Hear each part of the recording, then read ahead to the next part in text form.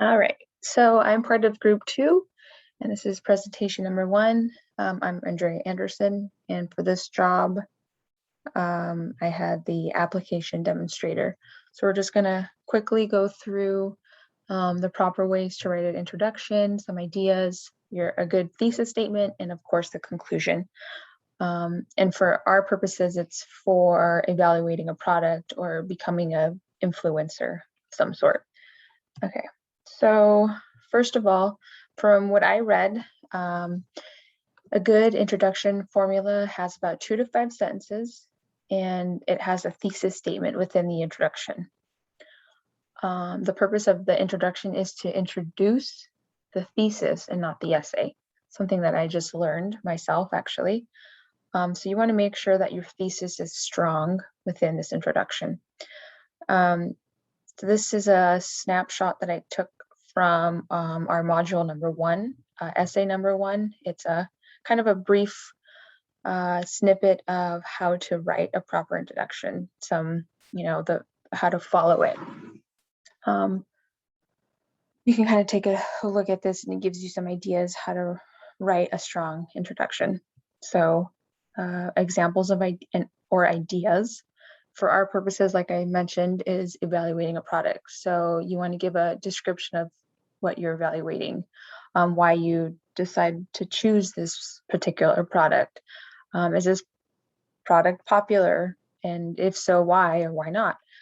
And within our introduction, you want to identify your genre that you're kind of going for, and what people typically expect, or what your expectations are, or kind of similar to that idea.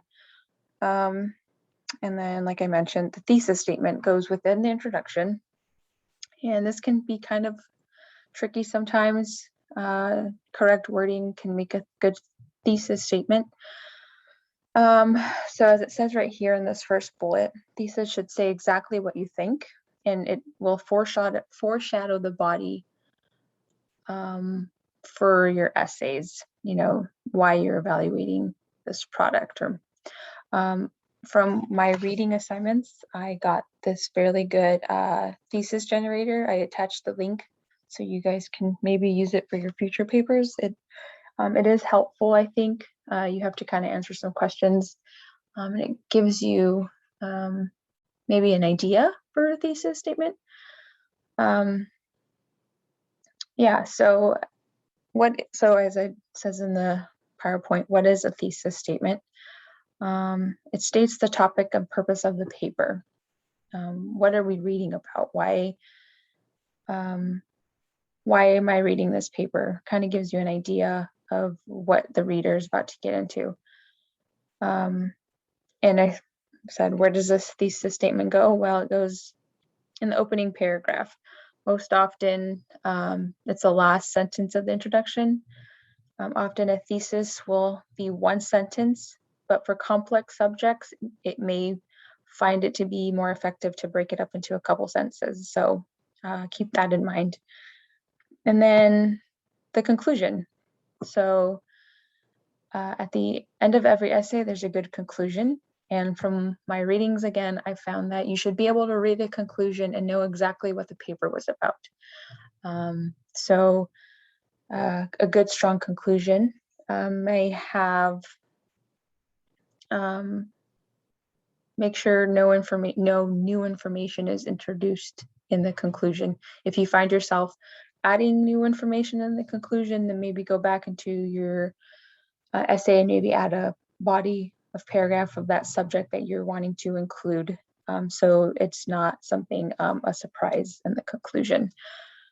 And then here's a good reminder. Remember, if the reader forgets everything, you should be able to read the conclusion and know why or what parts of the essay were important. So again, I took this little snapshot from our first module about our technology essay. It's kind of just a good reminder of how to write a good conclusion. And some examples and ideas for your conclusion paragraphs. Obviously, restate the thesis. Summarize any key argumentative mentions. And then for our purposes, of course, was evaluating this product. So in our paper, we should find something like, was it your expectations? Were they fulfilled or unfulfilled? What should your audience or the person expect when they get the box or the product that we're getting? And of course, most importantly, would you recommend this product? Could you do it better? Is there better? Do you have any recommendations?